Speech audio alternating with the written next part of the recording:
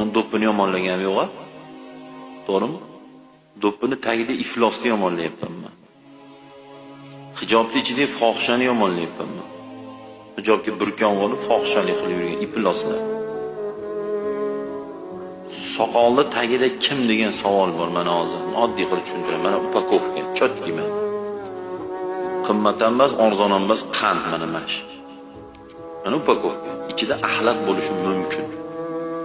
Bu upakovka libosimiz bizning. Lekin ichida kim? Marazmi, g'arazmi, iflosmi buning ichida? Lekin ichida avliyomi? Hijobning ichida fohishami, solihami? Soqolni tagida hayvonmi? Shu muhim. Ichida g'arazi bor, marazi bor, ichi balchiq, ruslar gnida deydi, yiring, kibrli, yolg'onchi, kozol, chaqimchi, qitmir, birovlarning yutuqlarini ko'rolmaydigan shuna odam bu eng iflos odam bor. Kim bo'lsa, masjidda muazzin bo'lsa.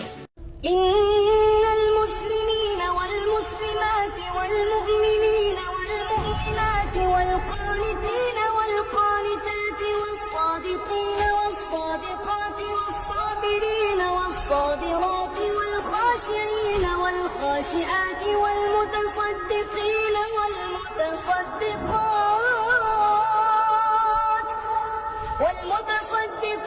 والمتصدقات والصائمين والصائمات والحافظين. O'zi aslida dunyoda ota-onadan yuqorida hurmat qilinish kerak bo'lgan shaxs yo'q, kim bor?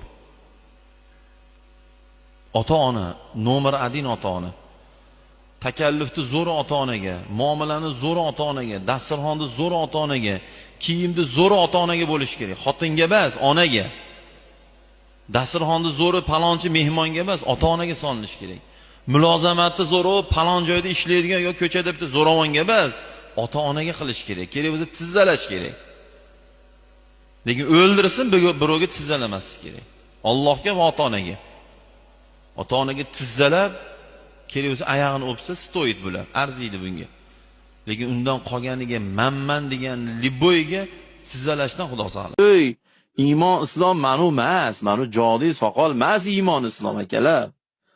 Onadan so'radilar: "Qaysi farzandingizni ko'proq yaxshi ko'rasiz?" Shunda ona javob berdi: "Uyga kelguncha ko'chadagisini, sog'ayib ketguncha bemorini, katta bo'lguncha kichigini va o'lgunimcha hammasini." Qarshimga chiqqan birorta hayvon qo'rqmaganman, ammo hayvon sifatlaridan qo'rqaman. Odamlar orasida hayvon sifatlari bor. Ulardan qo'rqaman. Ona suyuq ovqat yemayman dedim-ku, nimaga olib keldingiz? Uzoq yo'lga ketyapsiz. Yemayman dedim-ku, ona. Tinchlikmi? Ketdik, so'raymiz, ketdik. Yur. Assalomu alaykum onajon. Va alaykum assalom. Mayli, biz ketdik. Mayli, yaxshi boringlar. Mayli. Onang duolarini oldik. Uzoq safar ketyapmiz baribir. Yur, men ham onam duolarini olib kelaylik. Asha, to'xta.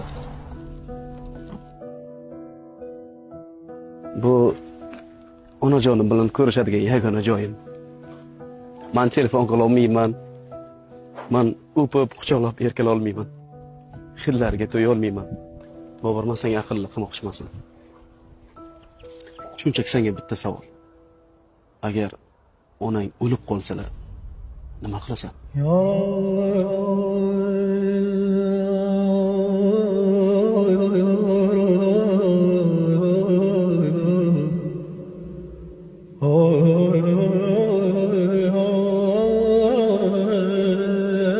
Bu dunyoda hurmat kapayka. Puli bor, obro'si bor, kuchi borda hamma patxalilik qilib yotibdi. Lekin zo'r odam puli yo'q, zo'r odam kuchi yo'q, zo'r odam mansabi yo'q, bir tiyinga olmaydi musulmonlar. Janozasiga kelsangiz 47 ta odam. Patasiga kelsangiz so'rdi bitta qorin topamiz Qur'on o'qiydi. Boyligida so'ri to'lla. Talasha o'qiydi. To'tini talashadi. Ko'mgani ham lapatki talash. Mana ahvolimiz biz musulmonlar. Shumi musulmon? O'sha sizmi bittasi, o'sha menmi? Musulmonman degan ham uyatamiz kerak. Uyatish kerak o'zi. Xayr o'rniga nima deymiz qizim? Allohga omonat bo'ling. Aksirganda sog' bo'ling o'rniga nima deyiladi qizim? Hamukalloh. Rahmat o'rniga nima deymiz qizim? Alloh rozi bo'lsin. Barakalla. Qoyil o'rnigachi? Mashalloh. Shukr qilganimizda-chi? Alhamdulillah. Xo'sh, tuzalib keting o'rniga nima deymiz? Alloh shifo bersin. Hayratlanganda nima deymiz qizim?